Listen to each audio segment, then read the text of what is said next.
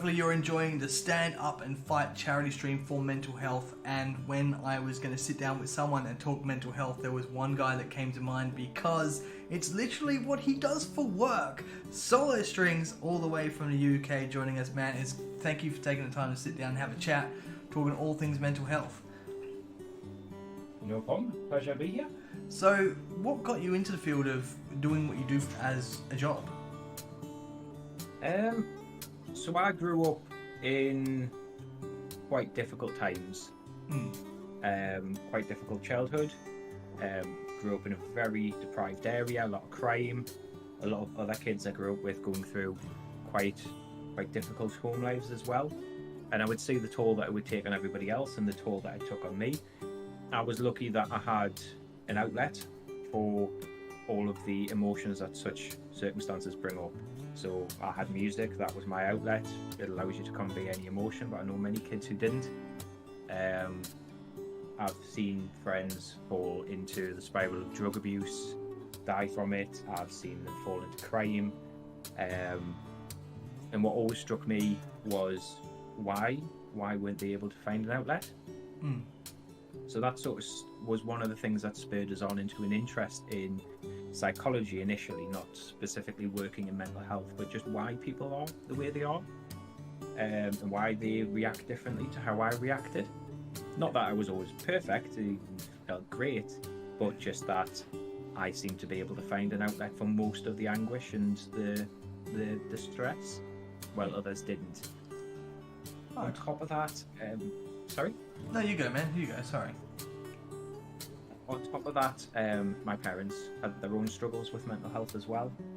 And that really spurred us on into deciding, after flirting with going into IT and doing a Microsoft certification, which I absolutely detested doing and hate working with computers now, having done that, that I would go into some other field. At a point where my life I'd hit rock bottom. I was falling into a position where I could have quite easily became an alcoholic. My life had literally fallen apart around us, and I went and stayed with a couple of friends, house share with them, and during that time, my sort of year and a half that we had this house that we shared, I started to sort out the bits and pieces of my life and putting them back together with their help. And part of that was finding something I wanted to do with my life. I'd worked in call centres since I finished school. I was working for our civil service benefits office at the time, and I hated it. Absolutely detest working in call centres. Yeah, I've been there, done that. It sucks. It does. It does. Government call centre for me. Oh. Yeah, same. Government call centre, working on benefits, doing people's claims, hearing their misery, being the target of all their anger, The punching and bag. my employer not getting. Yeah. And yeah, that's how I got into it. I'm still there now. I've been, aside from a very short break where I left to go and help set up another service for another company, another organisation. I've been there for about 6 years. Oh wow. And in that time, I've learned a lot about mental health, because university doesn't really prepare you for working for people with people. No. I know lots of theories when I first started. I had no idea how they actually work in the real world, and a lot of them don't. So I've learned as I've went. But yeah, that's my story, how I got into mental health and why. Nice, man. I mean, when you get phone calls coming in or talk to people, what is probably the most common occurrence that you get, or the most common call you get coming in? You know what? You don't really have sort of a common thing. You could sort of go for the general, people are feeling distressed, people are feeling depressed or anxious or suicidal. But there's no commonality among them, because everybody's an individual. So everybody's experience of that emotion, of that, even if they're having the same situation, like in the UK, we're all in lockdown. We have been for nearly a year now. People have been furloughed. Furlough money is going to be coming to an end soon from the government.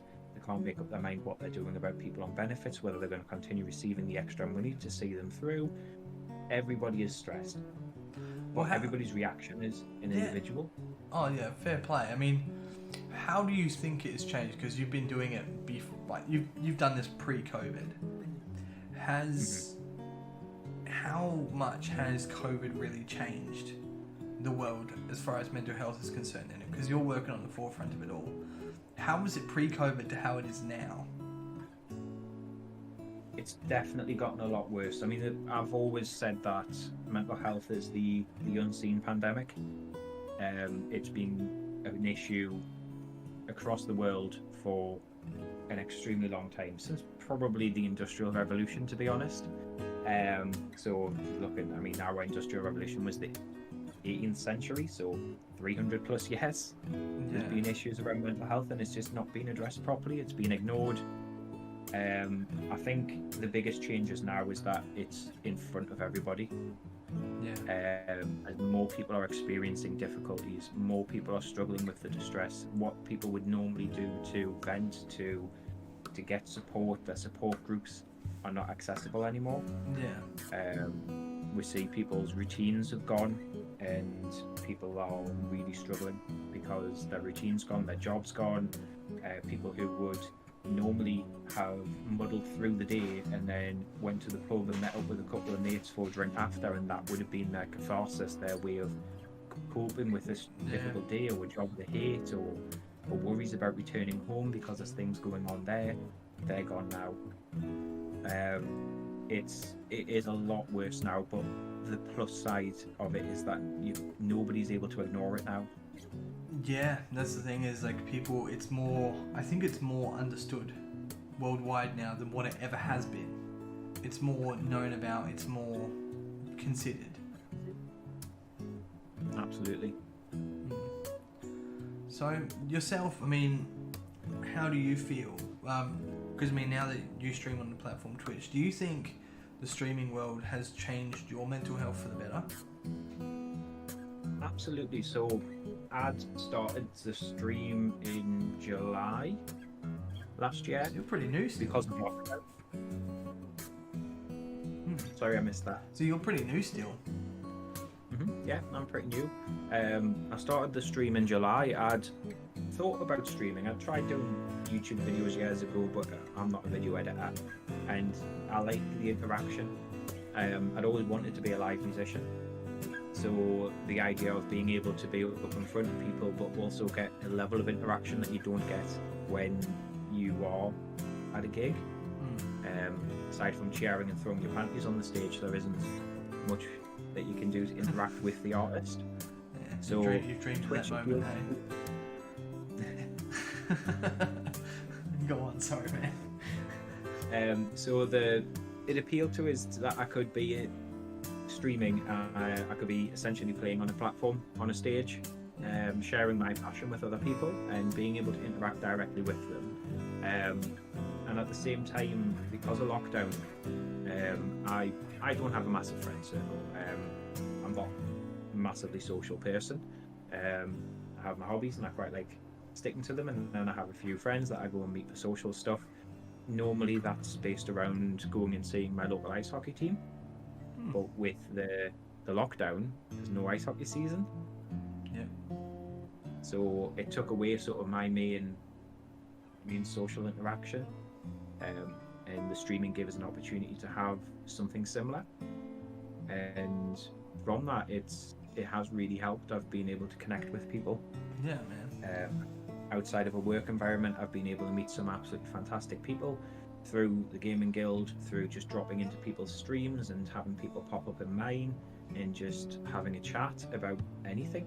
Well, dude, I mean, I did this last year in February, right before COVID really struck. Little did I know, a month later we'd be the world would be in a real hell. It was like a living hell with COVID going on. And here we are. I think it's a perfect time to be doing this again. And I looked up the statistics because I wonder how much it's changed. I had my statistics from last year that I read out, and I looked it up this year, and I was like, damn, they have changed, like, for the worse. I mean, it was 1 in 5 people had some kind of mental health issues. Now it's 1 in 3 worldwide. It's gone from 1 in 5 to 1 in 3, and that's in a year. it has massively changed. The service I work in, well, that I manage, we work directly alongside what's called a crisis team. I don't know if you have them there, but they are a 24-hour service staffed by mental health nurses and support workers, and it's just for people who are in a mental health crisis to ring. Yep, and that's Beyond Blue. That's what we're here for. Yeah. So ours is an NHS ran one. So it's our health service runs it, and we take referrals from them. And since the lockdown started, they have been inundated. I mean, they've always been busy, but they're at a point where I ring just to get some information about a client that they've referred to us, and I can be sitting on hold for an hour at any point during the day. Yeah, that's like same with Beyond Blue, man. They're getting absolutely smashed right now, and it's really weird because we're out of lockdown, but yet again, people still feel the effects of lockdown and are just waiting for COVID to strike us again. I don't know if it's worse being able to walk around out and about or waiting for us to be shut down. Because now that we've lived that life, we're worried that if we do go back into lockdown, how we're going to cope, because it's been normal. Mm-hmm. So that's absolutely, yeah. That's where WA is concerned. But yet again, we're still going ahead with the Australian Open. You know, stupid move. But I mean, that's it. I think people are more scared of going back into lockdown than when lockdown was here.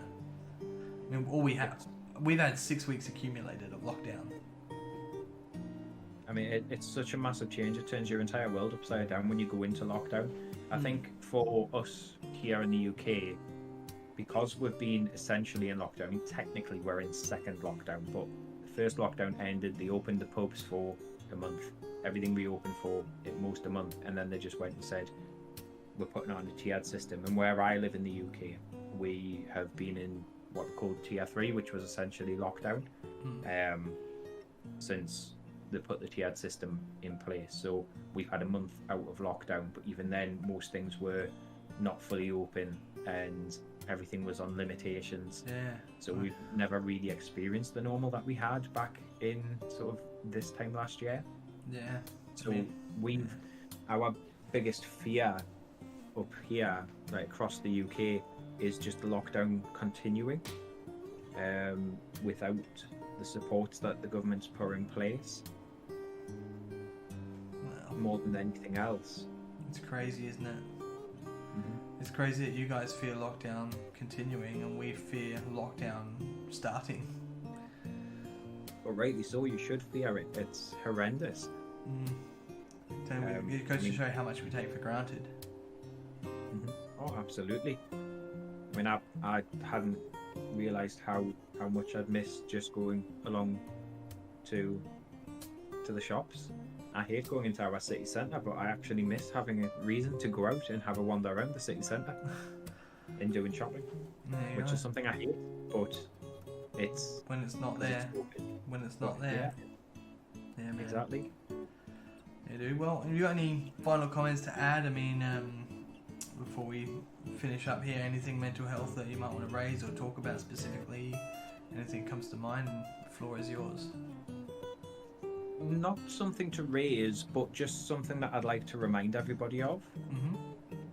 We all feel distress. We all feel stressed. We all experience emotions that feel overwhelming.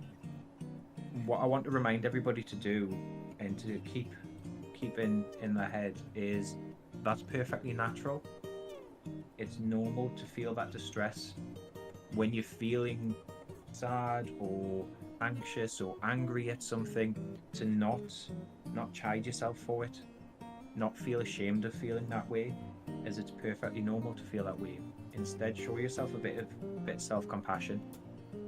Tell yourself it's fine to feel that way, that you understand what that emotion is there to tell you, and then move forward with your life. Nice, man. Nice words. I mean, thank you immensely to the wonderful Solostrings. If there's any bands out there looking for a triangle player, this is the guy. He's the man.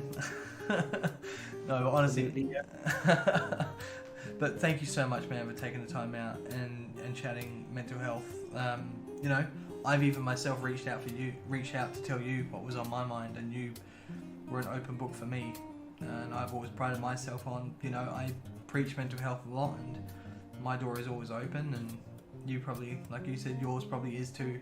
And the most important thing for me is just to not keep it to yourself, because it's only gonna bottle up and make it worse. And this is what the stream is promoting, is that it's okay to talk about mental health. Of anything, it's okay to talk about mental health.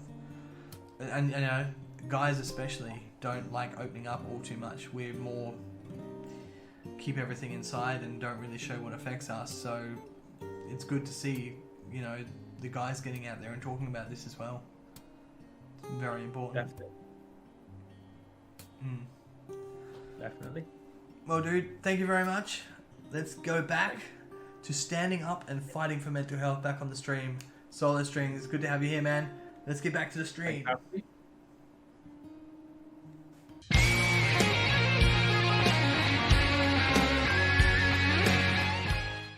And here we go.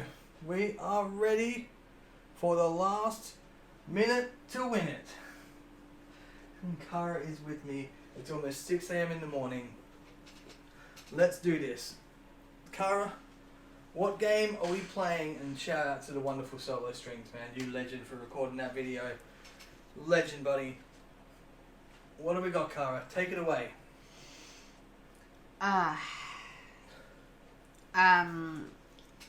For our final minute to win it game of the stream of this whole event, it has all come down to I'm gonna wait on that. You're alright. A little game called Junk in the Trunk. I've got some junk and I've got to get it out of my trunk. Let's go. You can kind of probably imagine the aim is pretty simple. Shake your booty and get all the ping pong balls out of the box on the floor within a minute. And what do we get for it? This game is worth $20. Okay. Ready to hit that. Let's go. Let's shake booty. Let me see those butterflies in chat, guys. Donka The game donk. begins in 3, 2, 1.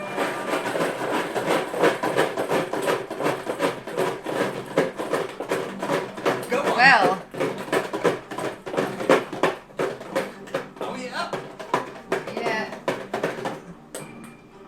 Is that it? What? We've done Are it. you really? We've done it. That's all. I've exited all the balls from the trunk. Yes. I will say that ends minute Wow. to win it. Minute to win it. That was yeah, Grammy's done this before. I know how to shake that booty. And guys, Not enough junk in that trunk. that brings My eyes. that brings the minute to win it games to a close. And Kara, Wow. please tell me, in the minute to win it games during this stream, how much have we raised? It has. Let's give me a moment and I'll add it all up. Alright, let me pack up these.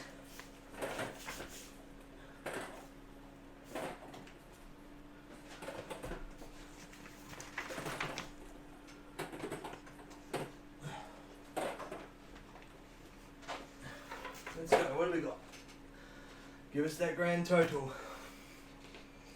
You're looking at a very rounded, very perfect $100. That's an extra $100 that I will be popping in the pot for the minute to win it games. So we're gonna take that number higher. Everybody, say a massive thank you to Kara, who has been here for the minute to win it games. She's been working around the clock as well. So I don't know please what camera to look at. It's too many cameras. This one up here. There she is. There she is in the corner. Say hello to Kara. There she is in a nightie. I got shorts. You've got it. You've got it. Kara's been around the clock. Tanya has come in as well. Kara is now off to bed. So from us, we'll say bye-bye to Kara for this stream. Thank you very much for all your help. You go You're get welcome. yourself. You go get yourself a sleep. You go get yourself some Thank sleep. you, everyone in chat as well. She's You been. guys have been awesome. You've been awesome. Oh, wow. So many thank yous. I know. People are appreciative. That is $100 in the pot, but I am going to refresh this. The mute. I'm going to put $100 in from myself. From myself. Minute to win it, baby. Minute to win it, baby.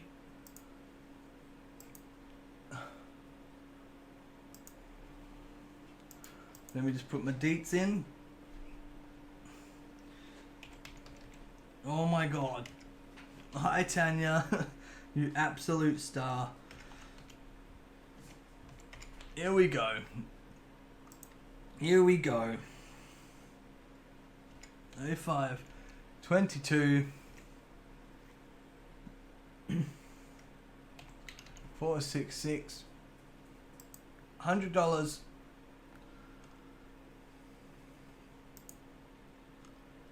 Come on. Oh, the card number's gone. What the hell? X22 3908015. I'm not going to say that anymore. I just realised I was speaking out loud.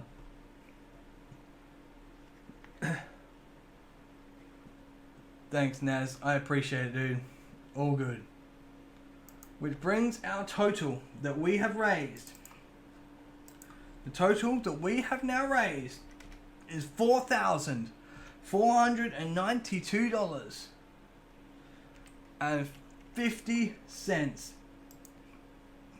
There you go. That has what we have got. $4,492.50. That is absolutely incredible. All mods should be super happy. You guys have killed it this stream. I mean, absolutely killed this. Like beyond just beyond believability. And guys, we are about to kick it into 2 hours left of the stream. This is fucking truly amazing. We are about to, and guess what? Of all things, I'll read that in a moment, Tastic. Of all things, we're gonna play. Ready? Here we go. 2 hours left to go.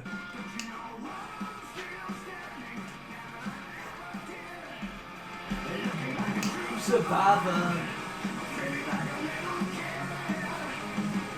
I'm still standing all this time.